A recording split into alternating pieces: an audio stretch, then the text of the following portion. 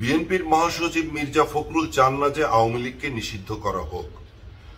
মির্জা ফখরুল ইউএনবিকে একটি সাক্ষাৎকার দিয়েছেন এবং সেখানে তিনি এই প্রসঙ্গে বেশ কিছু কথা বলেছেন। তার মধ্যে আমি কয়েকটি কথা আপনাদের সামনে তুলে ধরব।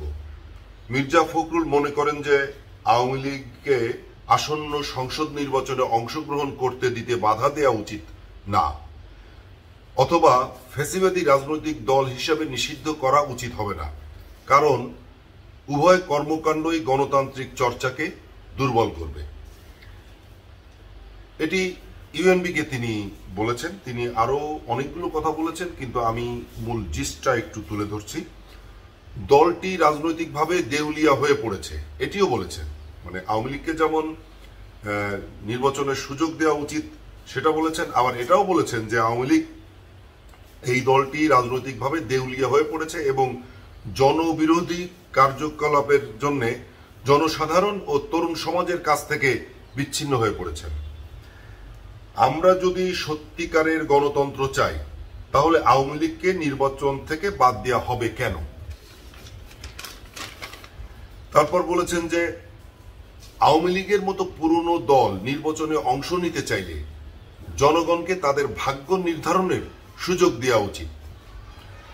তারপরে তিনি আরেকটি কথা বলেছেন যে ৭৫-এর যে ঘটনাটা ঘটেছে তারপরেও কিন্তু আওয়ামী লীগ নির্বাচনে অংশগ্রহণ করেছিল।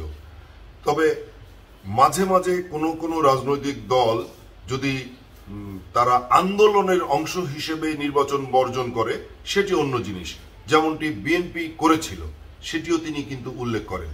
তবে কোনো রাজনৈতিক দলকে চাপে ফেলে বা নিষিদ্ধ করে আটকে রেখে নির্বাচন করা এটি গণতন্ত্রের জন্য ভালো নয়, তেমন বলেছেন।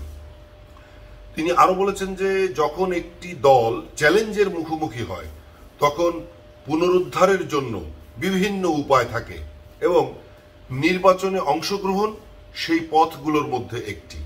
তার মানে বোঝাই যাচ্ছে যে আওয়ামী লীগ তো এখন একটা চ্যালেঞ্জের মুখোমুখি হয়েছেই, ভয়ানক চ্যালেঞ্জের মুখোমুখি হয়েছে, এবং যদি নির্বাচনে অংশগ্রহণ করতে পারে তাহলে মানে যে পথগুলো থেকে তারা বের হবে তার মধ্যে একটি পথ নির্বাচন।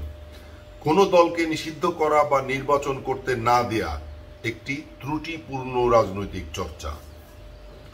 তিনি বেশ কিছু কথা আরো উল্লেখ করেছেন, কিন্তু একটা বিষয় আমাদের কাছে মোটামুটি পরিষ্কার যে যেহেতু তিনি বিএনপির মহাসচিব এবং মহাসচিব হিসেবে তিনি বলেছেন, তার মানে আমরা ধরে নিতে পারি যে এটি বিএনপির এখনকার ভাবনা।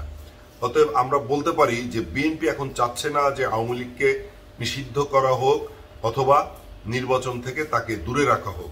এটি বিএনপি চাচ্ছে, মোটামুটি মির্জা ফখরুলের এই কথার মধ্য দিয়ে পরিষ্কার হলো। সবাই ভালো থাকবেন, সুস্থ থাকবেন।